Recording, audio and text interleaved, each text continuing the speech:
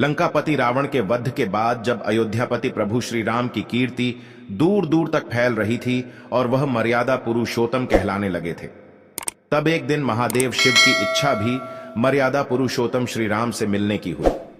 पार्वती जी को संग लेकर महादेव कैलाश पर्वत से उतरकर अयोध्या नगरी के रास्ते पर चल पड़े। भगवान शिव और मां पार्वती को अयोध्या आया देखकर श्री सीताराम जी बहुत खुश हुए। माता जानकी ने उनका उचित आदर सत्कार किया और स्वयं भोजन बनाने के लिए रसोई में चली गई। इस बीच भगवान शिव ने श्री राम जी से पूछा, आपके सेवक हनुमान जी दिखाई नहीं पड़ रहे हैं? राम बोले, वे बगीचे में हैं। शिव जी ने श्री राम जी से बगीचे में जाने की अनुमति मांगी और पार्वती जी का हाथ थामकर बगीचे में आ गए।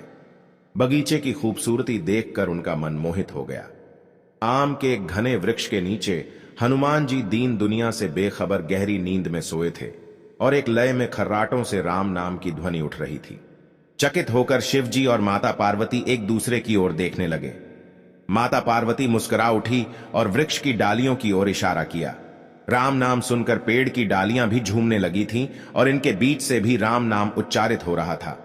शिव जी इस राम नाम की धुन में मस्त मग्न होकर खुद भी राम राम कहकर नाचने लगे।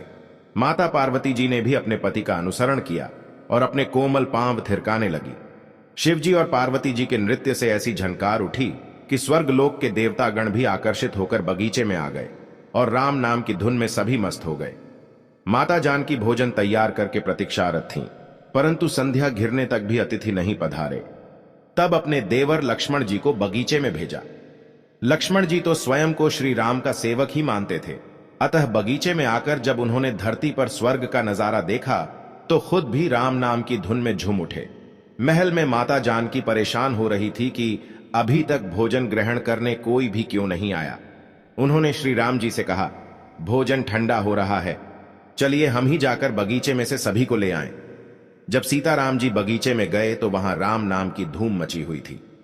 हनुमान जी गहरी नींद में सोए हुए थे और उनके खर्राटों से अभी तक राम नाम निकल रहा था। श्री सियाराम भाव विहल हो उठे। राम जी ने हनुमान जी को नींद से जगाया और प्रेम से उनकी तरफ निहारने लगे। हनुमान जी प्रभु को आया देख शीघ्रता से उठ खड़े हुए। नृत्य का समा भंग हो गया। शिव जी खुले कंठ से हनुमान जी की राम भक्ति की सराहना करने लगे। हनुमान जी संकुचाए लेकिन मन ही मन खुश हो रहे थे। श्री सियाराम ने भोजन करने का आग्रह भगवान शिव जी से किया। सभी लोग महल में भोजन करने के लिए चल पड़े।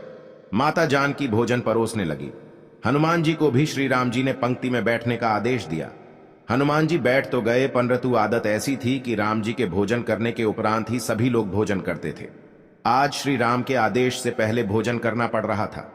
माता जानकी हनुमान जी को भोजन परोसती जा रही थी, पर हनुमान का पेट ही नहीं भर रहा था। सीता जी कुछ समय तक तो उन्हें भोजन परोसती रही, फिर समझ गई इस तरह से तो हनुमान जी का पेट नहीं भरेगा। उन्होंने तुलसी के एक पत्ते पर राम नाम लिखा और भोजन के साथ हनुमान जी को परोस दिया। तुलसी पत्र खाते ही हनुमान जी को संतुष्टि मिली और वह भोजन खाकर उठ खड़े हुए। भगवान शिव ने प्रसन्न होकर हनुमान जी को आशीर्वाद दिया कि आपकी राम भक्ति युगों युगों तक याद की जाएगी और आप संकट मोचन कहलाएंगे। संकट हरै मिटै सब पीरा, जो सुमिरै हनुमत बलबीरा।